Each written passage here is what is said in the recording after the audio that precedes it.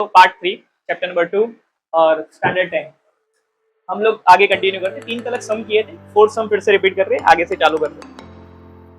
तो आपके सामने फोर्थ सम ध्यान से देखो। तो आपको क्या फाइंड करना है, एक्स वाई जेड, और आपको देखनी है तो आपके पास दो ही वैल्यू दी है, एक आपको 10 और एक 8, दूसरी कोई वैल्यू दी नहीं है। आपको 3 वैल्यू फाइंड करनी है, एक्स वाई और जेड। प्रीवियस लेक्चर को थोड़ा मैं वीडियो को थोड़ा ध्यान से देखूं तो मुझे इसमें मीन की वैल्यू दिख रही है। कौन सी वैल्यू दिख रही है, मीन, जो एक्स को मैं फाइंड कर सकता हूँ। तो इसको ज्योमेट्रिक मीन के बेस पे मैं क्या कर सकता हूँ, उसको फाइंड आउट कर सकता हूँ। तो इसको मीन बोलते हैं और इसको दोनों साइड बोलते हैं। तो दोनों साइड का मैं क्या करूँ, प्रोडक्ट करूँ, दोनों साइड का क्या करता हूँ, प्रोडक्ट करता हूँ। इसका आंसर क्या मिलेगा, मुझे मीन मिलेगा। तो इसका फॉर्मूला क्या होता है, क्यूएस। क्यूएस आपका क्या होता है, मीन होता है। मीन का ऑलवेज क्या करना, इनका क्या करना पड़ता है, ऑलवेज स्क्वायर करना पड़ता है, और दो साइड का क्या करना पड़ता है, मल्टीप्लाई करना पड़ता है। ओके, तो देखने तो ए टाइप पे दोनों साइड दी है, ऐसे देखने तो दोनों साइड दी है, मीन नहीं दिया है। तो दोनों का मल्टीप्लाई करो तो कितना होता है, 80 होता है। ऐसा देखना तो स्क्वायर है, उधर आएगा तो स्क्वायर रूट। तो 80 बनता कैसे, तो थोड़ा ध्यान से देखो। तो ऊपर कुछ आंसर दिया था, तो 10 को मैं सिंप्लीफाई करूँ, 10 सिंप्लीफाई करो तो 5 2 होता है, और 8 को सिंप्लीफाई का मतलब क्या होता है, किसके टेबल में आता है, उसको और छोटा कैसे करते हैं, उसको सिंप्लीफाई बोलते हैं। तो 8 का सिंप्लीफाई करो तो क्या होता है, 4 2 होता है। अभी थोड़ा ध्यान से देखो, तो इधर दो बार है, बाहर निकलेगा तो एक बार हो जाएगा, और 4 है वो बाहर निकलेगा तो 2 हो जाएगा। तो बचा खाली कौन, 5। ये दो बार था, बाहर निकला तो एक बार हो गया, और 4 था वो बाहर निकल के 2 बार हो गया, बचा कौन, 5। 2 2 4 5। आपको क्यूएस मिल गया। इन शॉर्ट में आपको क्या मिल गया, एक्स मिल गया। क्या मिल गया, एक्स मिल गया। अभी इधर आपको वाई फाइंड करना है। उसके पहले मैं आपको समझा दो क्या बोलना कि आप देखने हो तो इसको क्या बोलते हैं, राइट एंगल। और राइट एंगल इधर भी बोला जाता है। ऐसी चीज हमेशा याद रखना, ऐसी चीज जो इधर भी राइट एंगल आता है और इधर भी राइट एंगल आता है, उसको परपेंडिकुलर बोलते हैं। क्या बोलते हैं, परपेंडिकुलर। और यार हाइट भी तैयार, आपको फाइंड क्या करना है, हाइपोटेनस फाइंड करना है। तो फॉर्मूला क्या लगाना है, पाइथागोरस का थ्योरम लगाना है। पाइथागोरस का थ्योरम लगाना है। उसका फॉर्मूला क्या है, बेस का स्क्वायर, हाइट का स्क्वायर और हाइपोटेनस। बेस का नाम क्या है, एसआर। हाइट का नाम क्या है, क्यूएस, और हाइपोटेनस का नाम क्या है, क्यूआर। एक चीज याद रखना, इसमें नाम कंपलसरी बोलना है। नाम नहीं लिखते तो हर एक स्टेप के आपके जो मार्क्स होते हैं वो मार्क्स कट जाएंगे। तो एसआर का नाम क्या है, एसआर का वैल्यू कितना है, 8। क्यूएस का वैल्यू कितना है, 4√5। और क्यूआर तो आपको दिया ही नहीं है, यही तो फाइंड करना है।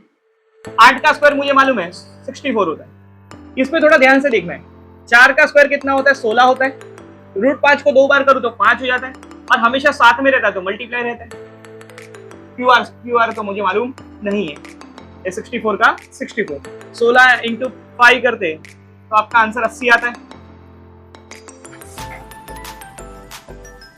80 को इससे प्लस करे तो 4 + 0 करे तो 4 रहता है, और 6 + 8 करो तो 14 होता है। ये स्क्वायर है, उधर आएगा तो स्क्वायर रूट होता है। और 144 को बाहर निकाले तो आंसर कितना होता है, 12 होता है। आप देख लो तो आपको हाइपोटेनस मिल गया है। आपके पास बेस भी तैयार है, हाइट भी तैयार है, और आपको क्या फाइंड करना है, हाइपोटेनस। क्योंकि राइट एंगल के सामने जो भी आते हैं, तो इसको सेकंड स्लाइड पे लेते हैं। फिर से लिखिए पाइथागोरस थ्योरम, बेस का स्क्वायर, हाइट का स्क्वायर और हाइपोटेनस स्क्वायर। बेस का नाम क्या है, पीएस। हाइट का नाम क्या है, क्यूएस, और हाइपोटेनस का नाम क्या है, पीक्यू। आप ध्यान से देखो तो पीएस का आंसर दे दिया 10, क्यूएस का आंसर दिया 4√5, जो अभी आगे भी हमने किया था। पीक्यू मालूम नहीं है। 10 का स्क्वायर सबको आता है 100, 4 का स्क्वायर कितना होता है 16, √5 को भी स्क्वायर करता हो तो क्या होता है 5 होता है, क्योंकि √5 को 2 बार करो तो क्या होता है 5 हो जाता है, साथ में तो मल्टीप्लाई। ओके, 100 का 100 मल्टीप्लाई करो तो 80 होता है। दोनों का प्लस करो तो कितना होता है, 180 होता है। ये स्क्वायर है, उधर जाएगा तो स्क्वायर रूट। अभी थोड़ा ध्यान से देखेंगे तो 180 किस में आता है। 180 का जब मैं थोड़ा ध्यान से देखने जाऊं तो आप ऐसे भी करा सकते हो, नहीं आता तो ऐसे भी बना सकते हो, है ना। तो 2 से करो तो कितना होगा, 9 और 0। 2 से और करूं तो 45, 3 से करूं तो 15, 3 से करूं तो 5, और 5 1 5। अभी देखो 3 3 और 5, बराबर ना। तो 2 बार 2 है तो बाहर निकलेगा तो एक बार हो जाएगा, 2 बार 3 है बाहर निकलेगा तो एक बार होगा, तो एक ही बार 5 है तो अंदर ही रहेगा। तो ये क्या होगा, आप ऐसा करो तो बहुत बढ़िया हो जाएगा। एक आपका एक ऐसे तरीके से करो तो बहुत सिंपली है, ये फायदा ही होता है। तो 2 3 जा कितना होता है 6, तो 5। आपको इधर का भी आंसर मिल ही गया। आप देखने हो तो ये बड़ा सम है, छोटा मोटा सम नहीं है। इसमें आपको मेजरली आप देखने हो तो आपको एक साइड, दूसरी साइड और तीसरी साइड, टोटल 3 साइड आपको फाइंड आउट करनी है। तो एक्स वाई जेड मेजरली बड़ा सम है, छोटा सम नहीं है। आप थोड़ा और आगे आते, ये सिंपल सम है। इसमें मेजरली क्या है, राइट ट्राइंगल दे दिया है। आप थोड़ा ध्यान से देखो, एक साइड 9 दिए और एक साइड 12 दिए, और आपको इन शॉर्ट में हाइपोटेनस फाइंड करना है। बेस का स्क्वायर है, हाइट का स्क्वायर है और हाइपोटेनस स्क्वायर है। तो एक बेस दे दिया है और एक हाइट दे दिया, तो बेस का स्क्वायर 9 पकड़ दे, हाइट का स्क्वायर 12 पकड़ दे, हाइपोटेनस सबको फाइंड करनी है। आप थोड़ा ध्यान से देखो, हाइपोटेनस फाइंड करना है। 9 का स्क्वायर सबको आता है 81, ये 40 144, ओके 1 + 4 करो तो 5 होता है, और 14 + 8 करो तो 22 होता है। ये स्क्वायर है, उधर आएगा तो स्क्वायर रूट। ये किसका होता है 15 का होता है। हो गया हाइपोटेनस तैयार। इधर आपको लिखना है तो आप लिख सकते हो पाइथागोरस थ्योरम, और सिंपल है कुछ, यही आंसर आपके इधर भी है। बहुत बढ़िया था, कुछ था नहीं इसमें। फिर से आपको कुछ दिया है, देखो अभी मैंने आपको वो टाइम भी बोला था, फर्स्ट पार्ट में हमने ट्रिपलेट पढ़े थे। ट्रिपलेट को सिंगल डिजिट में, सिंगल नंबर में आपको प्रोवाइड किया था। ये टाइम पे देखो L 5, M 13 और N 12, तो राइट ट्राइंगल बनता है कि नहीं। इन शॉर्ट में फिर से ट्रिपलेट जैसा ही पूछ लिया है, तो चलो दिमाग लगा दे। जो बड़ा नंबर होता है ना, बड़ा नंबर, उसको हम लोग किस में मानते हैं, हाइपोटेनस में मानते हैं। किसमें मानते हैं, हाइपोटेनस। और बाकी दोनों जो होते हैं ना, वो बेस और हाइट बन जाता है। क्या बन जाता है, बेस और हाइट बन जाता है। तो बड़ा नंबर आपका 13 है। जो आपका आंसर इक्वल आता है, आपका आंसर क्या आता है, इक्वल आता है। तो आपको याद रखना है, आंसर आपका इक्वल है तो राइट ट्राइंगल बन जाएगा। जो आंसर इक्वल ना है तो राइट ट्राइंगल बनेगा नहीं। तो बड़ा नंबर को मैं कहां रख रहा हूं, हाइपोटेनस पे रख रहा हूं, और बाकी दोनों को इधर रख रहा हूं। चलो 5 का स्क्वायर कितना होता है 25, और इसका कितना होता है 144, और 13 का तो मुझे मालूम ही है। चलो 5 + 4 करो कितना होता है 9, और 12 प्लस 14 + 2 करो तो 16। तो दोनों का आंसर क्या आ रहा है, सेम आ रहा है। तो ये राइट ट्राइंगल है। ये क्या है, राइट एंगल ट्राइंगल है। राइट,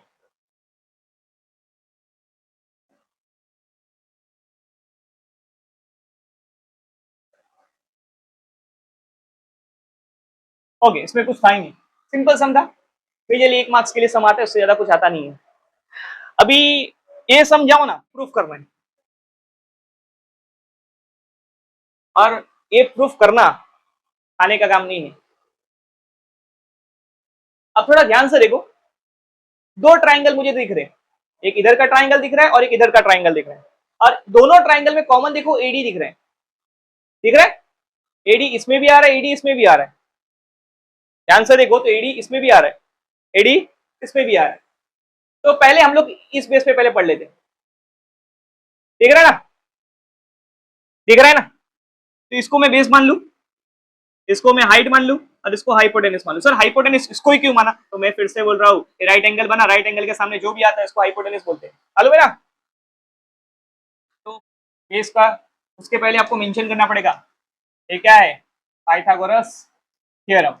मेंशन करो, बेस का स्क्वायर, हाइट का स्क्वायर और हाइपोटेनस स्क्वायर। और उसके पहले आप बताओ कि किसका ट्राइंगल लिख रहे हो, ट्राइंगल का नाम आप मेंशन करेंगे।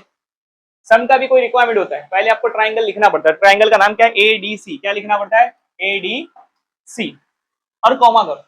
कॉमा इसलिए किया जाता है कि भाई इसकी बात चल रही है, तो पहले आपको लिखना है ट्राइंगल का नाम, उसके बाद ये ट्राइंगल का क्या निकाल रहे हो, पाइथागोरस निकाल रहे हो। समझ में आ रहा है कि नहीं आ रहा। ओके, तो पहले बेस देख लेते हैं। बेस का नाम क्या है, DC। हाइट का नाम क्या है, AD। और हाइपोटेनस मतलब राइट एंगल के सामने जो आता है, राइट एंगल के सामने, राइट एंगल के सामने कौन आ रहा है, AC। मैंने अभी एक लेक्चर के पहले अभी बोला, इसके स्टार्टिंग में बोला कि एडी इसमें भी आ रहा है, एडी इसमें भी आ रहा है, तो एडी को कॉमन बनाते, क्या बनाते, एडी को कॉमन बनाते। तो एडी को इधर रखो, एडीसी कहाँ है, प्लस में, उधर गया तो ये आपका फर्स्ट स्टेटमेंट तैयार हुआ। कौन सा स्टेटमेंट तैयार हुआ, फर्स्ट स्टेटमेंट तैयार हुआ। अभी दूसरे ट्राइंगल के अंदर भी एडी को कॉमन निकालना है, जैसे इसमें निकाला मैंने, सेम इसके अंदर भी निकालना है। तो दूसरा ट्राइंगल का नाम आप पहले मेंशन करो। दूसरे ट्राइंगल का नाम क्या है? ADB, ADB, और कॉमा करो। कॉमा इसलिए किया था, इसके अंदर आपको प्रोसेस करना है। फिर से लिखो Pythagoras theorem, base square, height square और हाइपोटेनस स्क्वायर। बेस का नाम क्या होगा? बेस इसको बोलते हैं BD। हाइट का नाम क्या होगा? AD। और राइट एंगल के सामने जो आता है इसको हाइपोटेनस बोलते हैं, इसका नाम क्या है? AB। फिर से मैं आपको बोलो, इधर आपने AD का कॉमन निकाला था, सेम इधर भी आपको AD का कॉमन निकालना है। तो AD को इधर रहने दो, BD का है प्लस में, उधर जाएगा तो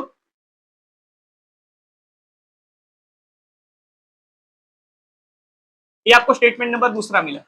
ध्यान से देखो, AD इसमें भी आ रहा है, AD इसमें भी आ रहा है, AD इसमें भी आ रहा है और AD इसमें भी आ रहा है। पहले AD का आंसर आपका देख लो और दूसरी AD का आंसर देख लो। दोनों का AD का आंसर देखो तो दोनों आंसर इक्वल है।